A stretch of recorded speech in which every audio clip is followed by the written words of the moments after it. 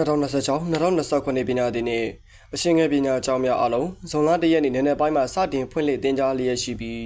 ဟာညီကျွမြို့ကိုကဲမှုနယ်မြေတွင်ရှိအရှင်ငယ်ပညာကျောင်းပေါင်း100ကျောင်းတွင်ကျောင်းသားကျောင်းသူများအေးချမ်းပျော်ရွှင်စွာဖြင့်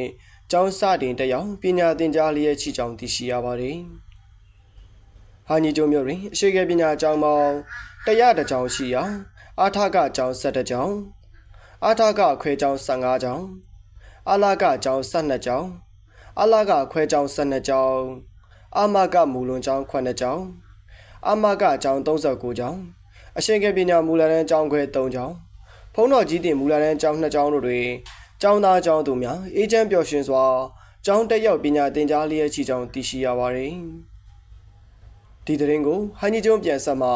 ပေးပို့ထားတာပဲဖြစ်ပါတယ်ခင်ဗျာ